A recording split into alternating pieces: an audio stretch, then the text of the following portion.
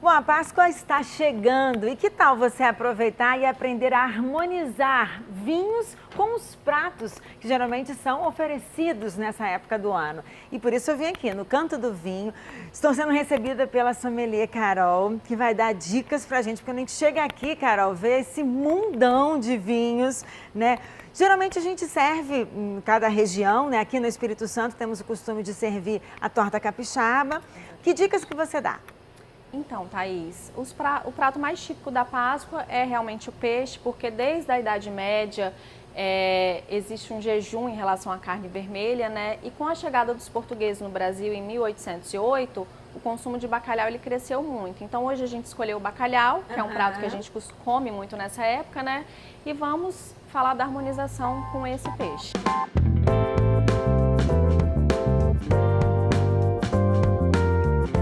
Bacalhau combina sempre com vinho tinto ou com vinho branco? Pois é, essa é uma discussão que existe muito no meio do vinho. Na verdade, vai depender da forma como ele é preparado, né? Os ingredientes que você usa na receita, a forma de cocção, tudo isso vai influenciar na harmonização final com esse peixe. Então vamos começar aqui. Você separou primeiro o quê? Um vinho branco? Eu separei um vinho branco. Na verdade, eu separei um vinho verde, que é um vinho típico de Portugal. Ele só é produzido em Portugal. E acho que das opções que eu olhei aqui, seria um dos ideais para harmonizar com a torta capixaba, né? Que é o nosso prato mais tradicional. Mas ele harmoniza com outros tipos de bacalhau também. Uma salada de bacalhau com grão de bico, um bacalhau com natas. Ele é um vinho mais leve, mas tem uma acidez um pouquinho mais pesada e vai ficar perfeito com esses pratos. Dependendo da forma como a gente fizer, se for um bacalhau, por exemplo, feito a gomes de sá, que é com bastante azeite, pimentões, azeitonas, que ele fica mais untuoso, mais pesado, ele vai ficar legal com um tinto. E aí eu escolhi também um português, porque já que a gente está falando de bacalhau, a gente remete a Portugal, né? Verdade. E aí eu escolhi um vinho alentejano, que é um vinho mais untuoso, ele preenche mais a boca, o tanino dele um pouquinho mais alto. Então, com um bacalhau produzido de forma mais gordurosa, que é esse bacalhau com azeite, ou um bacalhau confitado no azeite, o vinho tinto, ele casa bem. E lá em Portugal eles consomem muito bacalhau com vinho tinto. Aqui no Brasil ainda tem um preconceito, mas lá eles consomem perfeitamente. Agora, eu sempre vou ter que consumir um vinho português quando eu for saborear um bacalhau ou não? Não necessariamente. É que eu escolhi por conta da ligação direta do bacalhau, né, com Portugal. Mas não necessariamente. Você pode escolher um chileno, um carmené, um merlot. Esses dois têm um médio corpo. Ou se for esse bacalhau mais rico em gordura, até mesmo um Cabernet Sauvignon de repente. Páscoa tem chocolate, Tem que né? ter, né, Thaís? Tem a sobremesa, né, que é o ovo de Páscoa. E chocolate e vinho, tem combinação? Tem combinação e fica perfeita. Sério, Carol? Eu escolhi aqui um vinho de sobremesa, que é um vinho do Porto. O vinho do Porto é um vinho adocicado, né? Então, essa harmonização ela vai se dar por similaridade. O açúcar do chocolate junto ao açúcar do vinho vai casar perfeitamente. Então, você come um pedacinho de chocolate, um pedacinho de seu ovo de Páscoa, toma uma tacinha de vinho do Porto e você vai ver que a combinação vai explodir na boca. E o vinho do Porto, assim, além do chocolate, ele é indicado para qualquer doce?